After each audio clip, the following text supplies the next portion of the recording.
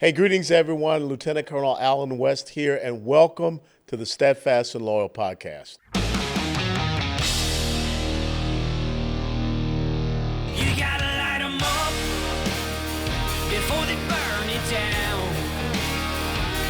Better dig deep, put 'em in the ground.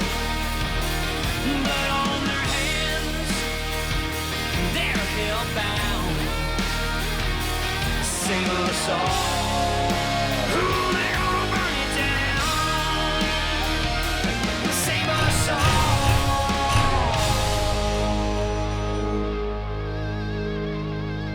before they burn it down.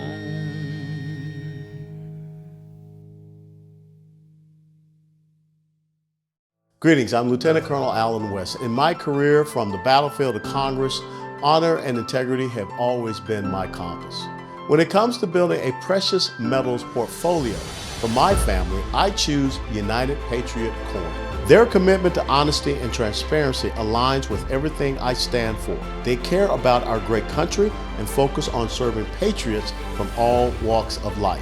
They've teamed up with veterans of the precious metals market to create a new kind of gold dealer designed to serve the needs of a new type of gold buyer.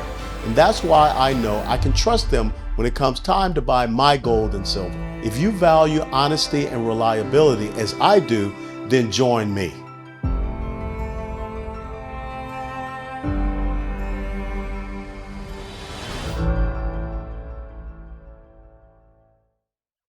Hey, greetings, everyone. Welcome back to the Steadfast and Loyal podcast. As you know, in this season, we've been talking to a lot of individuals that are out there running for Texas State House and other elected officials.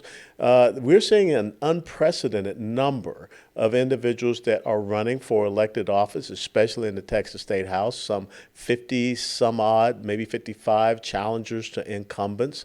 And we decided to speak to another candidate who is running for Texas State House District number 30, and that is U.S. Army retired Vanessa Hicks Callaway. She is a born-again, Bible-believing Christian writer, counselor, and inspirational speaker from Victoria, Texas. Currently, Vanessa works for the state of Texas for the Texas Veterans Commission as a claims benefits advisor. Her military service included serving in several states and countries, as well as 2 Middle Eastern combat tours, Operation Iraqi Freedom and Operation Enduring Freedom, which is Afghanistan, resulting in her receiving several medals, awards, and recognitions, to include the Bronze Star Medal. Vanessa's higher education includes a Bachelor's of Arts degree in Political Science from Sam Houston State University and a Master's degree in Human Resources from Central Michigan University. And she is also working on an associate's degree from Liberty University in Psychology and Christian Counseling. Vanessa Hicks Callaway, thanks for joining us here at the Steadfast and Loyal podcast. You're very welcome, Alan. Thank you for allowing me to come on your great show. Thanks so much. No sucking up allowed, okay? Let's talk about, your time. You've come back home now. You've been there since you retired in Victoria, Texas. Tell us about your work with our veterans as a claims benefits advisor, because we still need to do a lot better with our veterans. Well, thank you, Alan. I certainly want to say this as far as my work for the state. I have to be careful about how far I go with that because I don't want to enter into a conflict of interest, but I would like to reference the veteran services I provided when I worked for the 27th Congressional District Office back when I first retired from the military. And so as a veteran service officer working for the federal government, when I worked for the 27th Congressional District, my job was to handle congressional inquiries from veterans that felt that their appeals or that their claims or that their requests for status were stagnant. And so I really enjoyed doing that work at the federal level. So essentially the veteran would come in, we'd work the inquiry, the congressman's office made sure that we worked hard to get those veterans a timely answer. We didn't always get the answers we wanted, but I liked the fact that I engaged with it, did the best that I could, and we did have a lot of success stories through that effort. Let's talk about, now you want to step back into the swimming pool, some would say the swamp of politics. You had previously run for this Texas State House District when there was an incumbent, State Representative Jenny Morrison. She has stepped down, so now we have an open seat. Tell us what has inspired you to want to run for the State House District again. Well, I'm inspired to run for the Texas House District 30 because I have a desire to serve. And I feel that the Lord Jesus Christ, who is the head of my life, has blessed me with a certain skill set. And a part of that skill set includes wanting to serve and wanting to help people with my degrees that you mentioned earlier, my master's degree in human resource management, political science degree, bachelor's, and I did, since the time the bio came in, I have completed my associate degree in Christian psychology and also counseling. And so with that background, with that education, I know that I can be of service to the 30th district because I see a lot of issues right now, and the elected legislature that they have right now, I think that they could benefit from having a person like myself to merge in with them and work with them with the background and with the experience that I have. So, to answer your question in a nutshell, it's because my background, my experience, my desire to serve, and my desire to want to have another opportunity to use my skill set that made me a very successful officer in the military. I still have a lot to give. Well, let's talk about the Texas State House. When you talk about serving the people, it seems that the Texas State House has been serving their own special interests and self-interest more than anything else, and that's been reflective in a lot of the issues coming out of there as far as failure to pass really constitutional conservative legislation. What do you see are the top issues in Texas right now, and especially for your State House district area? For my area, obviously, what's going on with the southern border, that's a real issue, especially even for those of us that live in the 30th district. As a matter of fact, Lizbeth Medina, a young 16-year-old girl that lived in Edna, Texas, was recently slaughtered by an illegal alien. So it's hit home here in the 30th district. If we don't get control of the southern border, we are going to see a lot more of activities that take place like that. And so we have a duty and a responsibility, even here in the 30th district, to play our part in making sure we secure that border.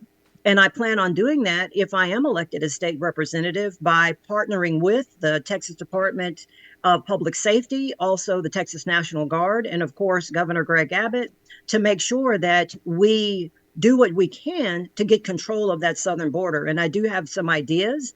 For example, I would like to put billboards, messages, bumper stickers. Businesses would also include these placards that state, you know what, we support Operation Lone Star. And if you come into the 30th district, you will not be welcome if you're trying to operate in this district and you are an illegal alien, because we fully support Operation Lone Star. I mean, Alan, as you know, it's ridiculous. I've seen that you've gone to the border many times.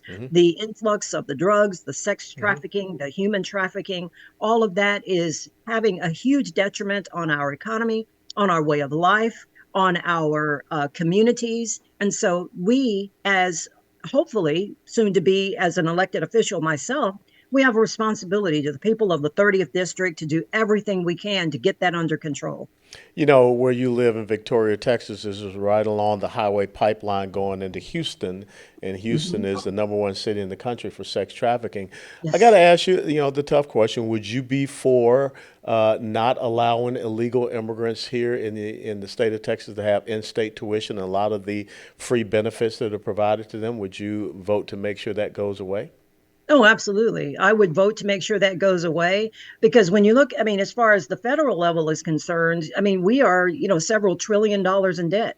And I know that the state of Texas, we're enjoying a $35 billion surplus. But guess what? Those are our tax dollars that we worked hard to build that rainy day fund. And it would be absolutely ridiculous if we allowed in-state tuition for individuals that are not operating in this country legally. To me, that is doing a disservice to the taxpayers of the state of Texas. So as a state representative, you better believe it, I would vote against that. Absolutely not. No way. One of the things that I've had a point of contention with the governor here about, because the Texas state constitution says that he's Article 4, Section 7, he's supposed to repel invasions. What's your perspective on this whole thing about putting folks on buses and sending them, deeper into the interior of the United States of America? I don't think it goes far enough. I think that they need to be completely removed, not just New York. Keep heading out and send them back to their country of origin. Yeah. So I see it as a step in the right direction, removing them from our great state, but it doesn't go far enough. They need to be sent right back to their country of origin. They need to get in line and come in through the proper ports of entry and come into this country legally. And I think that the governor, and you did a great job of pointing this out, Alan, does have some authority to make sure that happens. So I got it with the whole pushing them to Chicago and to New York, et Yeah. cetera. That's great, but it doesn't go far enough. They need to be moved completely out of this country. Yeah, because one of the things that a lot of folks don't understand, I think we're up to a little over 100,000 of these people we put on buses. That's $3,000 to $5,000 each individual. Well, it's the Texas taxpayer that's been paying for this, and Absolutely. as you being a steward of the dollar, and you just talked about the $35 billion of surplus. I don't think that we should be using Texas taxpayer dollars to bus people deeper into this country.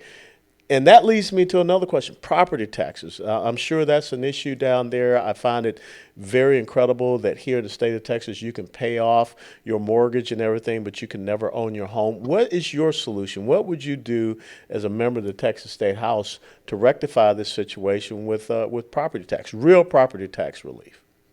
Yes, one of the things I would do is align myself with the governor's initiative.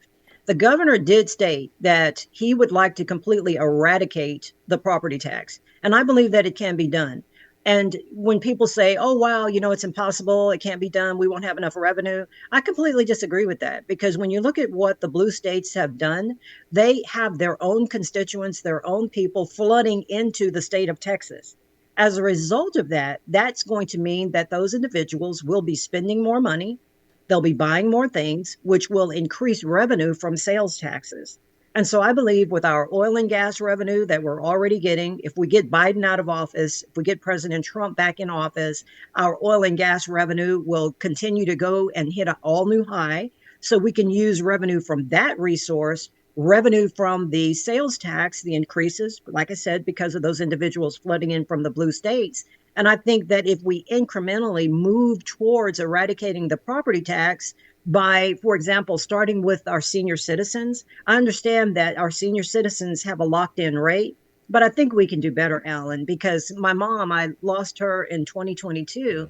But one of the things that she discussed prior to her going on to receive her crown and glory, she talked about being taxed. My mother at 96 years old was talking about paying her property tax. And I just think, Alan, we as a state, the great state of Texas, with a $35 billion surplus, we can do better towards our senior citizens. So that's one of the ways that I would like to completely eventually eradicate the property tax. And so you just have to commit to it. And I think the last legislature, the 88th legislature, they did okay. I mean, they came up with an exemption of $100,000 worth of our property. That's a good step forward. However, it depends upon how you really do the math. You really don't come out as ahead as we would like to have. Yeah. My husband and I, we pay taxes on 3 properties in the state of Texas. So we're looking for some relief. It's a Yeah. step in the right direction, but obviously we need to do more. If they make me a state representative, that is something I'll be working very hard on because I consider it a challenge. It's a liberty issue, and I just want everyone to understand that you're not talking about, an income tax. You're talking about a No, consumption-based tax, and that's a key thing. thank you. Because here in Texas, we don't have an income tax, so folks Correct. just No want to get way. that correct. No income tax. And you brought up a great point. You talked about the oil and gas industry, and you're not far away from Houston, Texas, which is the center point of it. We just recently saw the Biden administration put a kibosh on liquefied natural gas exports. And of course, just on the other side of Houston is Port Arthur, Texas, the #1 export of liquefied natural gas. And now we hear that the Democrats up there in Congress are talking about getting Texas off of its own grid and bringing it into the American grid. What would you, as a member of the Texas State House, do to make sure that Texas did not lose its energy independence and be forced to come off its own grid? And how can we regenerate our oil and gas industry? Well, one of the things I would do is I would get with the oil industry, those titans in the oil industry and the gas industry in the state of Texas, and get them to lobby against such action from the federal government. And I would also make sure that I align myself with committees, try to push forth legislation to protect our great state against any movement like that from the federal government. I see it as way overreach by our federal government. And so I would also try to leverage the fact that, you know what, we do have a 10th Amendment, we do have independent states' rights. And so whatever authority that the 10th Amendment gives us to fight against that, that's something else I would leverage. But I would push back very, very hard. And I believe that the great people of the state of Texas would say, absolutely not. We will not stand for that. And so also, I think it should be made into a presidential campaign issue to where if we could get support even at the highest level based on the precedent that's been set with the great state of Texas and how well we have done with oil and gas, it would be a shame to circumvent that to get us off that pathway into continued success with oil and gas. I mean, that's a part of our personality for the great state of Texas. We cannot give up on that. And I, as a state representative, would fight tooth and nail to make sure that did not happen. Well, you brought up the 10th Amendment. You know, all of those powers are not specifically delegated to the federal government or reserved to the states and to the people. And we just recently heard President Biden talking about how he would federalize the Texas National Guard to basically violate their, oath to support and defend the Constitution and be part of an open borders agenda and allow people illegally into the country. What would you stand for? What would you do with your experience as a veteran and understanding the military to make sure that maybe we could pass legislation that restricts the federal government from coming in and usurping our National Guard for non-constitutional purposes? What would you seek to do to rectify that? Right, Ellen, that is a great question. I know, you and I, with our backgrounds, especially with supporting Operation Iraqi Freedom, we know what it would take in order to have a federalized military try to enter in and take over in the state of Texas. One of the things I would do is try to convince the American people that the Texas National Guard, guess what? We've got this. We are doing what we need to do to maintain security at the border. I would look at it and push back on it from the standpoint of we don't need your help. We are fully established. We have the manning. We have the personnel. We have what we need. We do not need the federal government to oversee or to step in or try to take over. So it would be a common sense approach to me stating that we have the equipment, we have the personnel, we have the funds. Federal government, what is your justification to waste federal tax dollars to try to come in and circumvent what the state of Texas is already doing? The other thing I would recommend is this. We need to make sure that our governor, Governor Abbott, who doesn't have combat experience, what I believe he needs to do is to take a tempered approach, basically almost tread water, for lack of a better way to describe it, until we can get President Trump back into office. Once we get President Trump back into office, President Trump is the solution to what's going on along the southern border. So we need to proceed with caution. We need to make sure that we don't over escalate this situation and make the Biden administration feel they've got to bring in the federal government. So that's really two fronts. One, we need to be even keeled. Don't overestimate. Don't make too many bold moves. Continue what we're doing. And to also push back, convince the federal government, we've got this. We really don't need your help to come down here and try to federalize and take over what's happening in the state of Texas. Well, I think that the Biden administration has already escalated this thing beyond imagine when you talk about 8 to Yeah. 9 to 10 million people coming in. And Mm-hmm. the governor of the state does have the constitutional authority at the federal constitution, also state constitution, to shut this border down and start repelling people. And what I'm talking about is in between the ports of entry. But Mm-hmm. we cannot continue to allow the pass through of all of these people illegally here because, as you articulated, the drug trafficking, human and sex trafficking, and now the terrorist Mm-hmm. trafficking aspect, we're Yes. creating a very, very bad national security stance. Now, this is an open primary. You have several other individuals that are running for the primary. What is the reason why Vanessa Hicks Callaway stands out in this open primary? Well, Alan, I am the right choice at the right time for the right future for Texas District 30. I grew up right here, born and raised in the 30th District in Victoria, Texas. I grew up in a fatherless home. My mother, however, was a very, very strong person, still Magnolia, Iron Maiden. She raised us with an iron fist and a velvet glove. She taught me the value of education and hard work. So no one is going to outwork me. And so I believe I have the education background. We've already talked about the degrees that I have. I also served honorably. I understand exactly what service is, as you do, Alan. I served honorably for 26 years, supported two combat zones, Operation Iraqi Freedom, Operation Enduring Freedom, resulting in me actually receiving the Bronze Star. So I have a track record of indicating that I understand service, I'm dedicated, I'm committed, and I can do that. I've been married very successfully for the last 27 years to Jason Callaway, married myself a Texan, married myself a veteran. And guess what? He helps me take my boots off at night. I help him take his boots off at night. And we have two wonderful sons. We have Eric and Edward. My son Eric is a graduate also of Sam Houston State University, like I am. This kid's 24 years old. He's out killing it, dragging it home. He has his own master's degree. So my husband has a master's degree. I have a master's degree. He does. I'm saying all this to say that we believe in higher education. So when you bring in a candidate, if you want to have a state representative, you want someone that has the education and the background to do the job. In addition to that, after retiring from the military, I actually worked in the Republican Party. I'm not one of these candidates that just shows up and says, oh, hey, party, support me. Well, where have you been when we were knocking doors and making phone calls and putting out signs? I did all that for the Republican Party and still do. I worked as a precinct chair, elected precinct chair for 3 years in a row. Then I was the secretary for the VGOP. I am a state delegate. I'm a county delegate. I also led the fight here in South Central Texas to support Senator Ted Cruz on his election bid in 2018. It was a tough race going against Beto O'Rourke, but he gave me the honor of leading that fight in the South Central region of Texas. So I've got that experience. And I said earlier, I've worked for a congressional district, field representative, constituent liaison. I had to work with the state representative in that role when I worked for the federal government.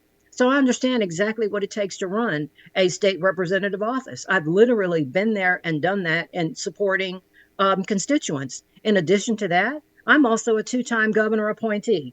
Governor Greg Abbott appointed me, Vanessa Hicks Callaway, to the Texas Medical Board, and he also appointed me to be on the Cardiovascular Disease and Stroke Prevention Council. So I'm a two-time governor appointee. So if they're looking for someone that has the background, has the experience, has done the hard work, you're going to consider, you're going to choose Vanessa. I am the right choice at the right time for the right future for Texas District 30.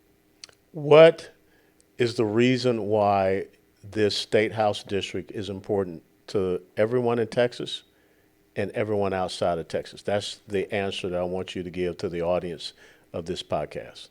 Yes, thank you, Alan. The 30th district is very important because we are a rural area. So we have a big push for oil and gas, farming, agriculture, all of that. We are what I consider to be a strong personality of what it means to be a Texan. And so as a state representative, what I want to do is support school vouchers so that we can use that initiative to also allow students leaving the high school who want to go into agriculture, who want to go into becoming plumbers, electricians, etc. They will have a voucher system in place that will lead them into the kinds of jobs that exist already in the 30th district. The 30th district also has a very robust economy. And so you need someone like myself that understands that and wants to support that. I know that there are a lot of wealthy people. There's a lot of wealth in the 30th district, and they seem to have a concern about who they bring in as the next state representative. Well, I enjoy success. I'm all about the Declaration of Independence, the pursuit of happiness. I want to see these big business owners. I want to see these farmers, these ranchers and oil and gas industry. I want to see them continue to pursue happiness economically and enjoy the great GDP that we have in the state of Texas. I'm this type of state representative. If I'm blessed to be elected, I'm not going to stand in the way of that. I have an understanding of that. And I believe that there are some concerns. Well, how will she operate as it relates to the economy? There's no way I would stand in the way of economic prowess and growth. I would be a big supporter of that. As a matter of fact, when I worked for the 27th Congressional District, we were required to go to the Victoria Economic Development Council meeting every Tuesday morning at 0730. So I got a front row seat into some of the economic concerns that were going on right here in Victoria, Texas. So I just want to reassure voters that, oh, yes, I'm all about safe communities, strong communities, job growth, economic prowess. That's what I'm all about. And so I'm hoping that the voters will give me an opportunity and go to my website, vanessahickscallaway.com, so you can learn more about what it is I would like to do for the 30th district. But the 30th district, in my opinion, is the center of the universe. That's how important the 30th district is to me. Great. We have great Americans. However, the 30th district, I consider us to be super Americans. And so if you elect me as your state representative, I'll work hard and I will represent you very well, voters. Well, retired Army Lieutenant Colonel Vanessa Hicks Callaway, someone that has been very supportive of my endeavors, someone that I consider a warrior sister, fellow Army soldier. I am honored that you would step up again and continue to seek out service to this country, not in the camouflage uniform, but in a civilian uniform, because I think we do need more men and women who have taken an oath to support and defend the Constitution to continue that service in elected office as well. So I know that you're going to do great, and I would just encourage people down there in State House District 30 to, look up and provide your support to Vanessa. She is a strong person. She has a strong personality, and I think that she'll work hard for you. So again, your website so that people can check you out and support you. Yes, my website is vanessahickscallaway.com. All right, VanessaHicksCallaway.com. And ladies and gentlemen, thank you so very much for being with us on this episode of Steadfast and Loyal. And I think it's so important you understand that so goes Texas, so goes the nation. That's why I wrote the book, Hold Texas, Hold the Nation. And we have got to have strong individuals in the Texas State House and the Texas State Senate to make sure that we push back against the intrusive, onerous nature of a tyrannical federal government right now. And we've got to do those things to protect the Lone Star State and all of the great agricultural, oil and gas industry that we have here. So if you enjoyed this podcast, if you enjoyed the interview with Vanessa Hicks Callaway, please click the like button and share it with others. And until next time, remain steadfast and loyal. Before they burn it down.